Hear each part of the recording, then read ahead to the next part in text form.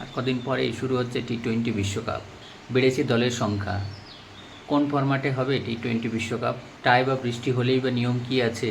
চলুন দেখে নেওয়া যাক। টি-20 বিশ্বকাপের নবম সংস্করণ শুরু হতে চলেছে আর মাত্র কয়েকদিন বাকি। 1 জুন আমেরিকা এবং কানাডার ম্যাচ দিয়ে শুরু হবে টি-20 বিশ্বকাপ। টি-20 বিশ্বকাপের নবম সংস্করণ শুরু হতে চলেছে আর কয়েকদিন মাত্র বাকি।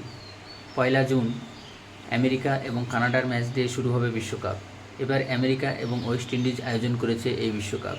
বেড়েছে দলের সংখ্যা, নিয়মেও কিছু কিছু বদল রয়েছে। দলের সংখ্যা কত?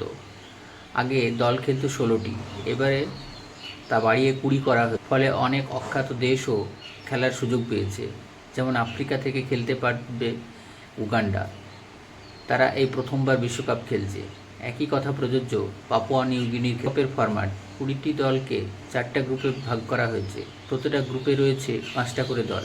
তারা একে অপরের বিরুদ্ধে একবার করে খেলবে। পয়েন্টের ভিত্তিতে প্রতিটা গ্রুপের প্রথম 2টি দলের সুপার 8-এর যোগ্যতা অর্জন করবে। এখানে 8টি দলকে 2টি গ্রুপে ভাগ করা হয়েছে, যেখানে একটি গ্রুপে প্রতিটি দল একে অপরের সঙ্গে একবার করে খেলবে।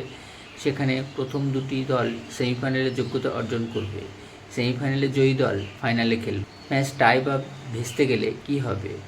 যে কোনো ম্যাচের ক্ষেত্রে টাই হলে সুপার ওভার খেলা হবে। তাতেও নিষ্পত্তি না হলে আরও একটি সুপার ওভার খেলা হবে। সব টাই ম্যাচের ক্ষেত্রেই একই নিয়ম। গ্রুপ পর্ব বা সুপার 8-এর কোনো ম্যাচ আবহাওয়ার কারণে সম্পূর্ণ না করা গেলেও বিজয়ী ঠিক করার জন্য প্রতিটা দলকে অন্তত 5 ওভার করে খেলতে হবে। নকআউট ম্যাচের ক্ষেত্রে 2 দলকে অন্তত 10 ওভার খেলতে হবে। সেমিফাইনাল এবং ফাইনাল ক্ষেত্রে বৃষ্টি হলে অতিরিক্ত 190 মিনিট অপেক্ষা করা হবে। তার মধ্যে ম্যাচ শুরু করা গেলে পুরো 20 ওভারই খেলা হবে। প্রথম সেমিফাইনাল এবং ফাইনালের ক্ষেত্রে রিজার্ভ ডে থাকলেও দ্বিতীয় সেমিফাইনালে তা নেই।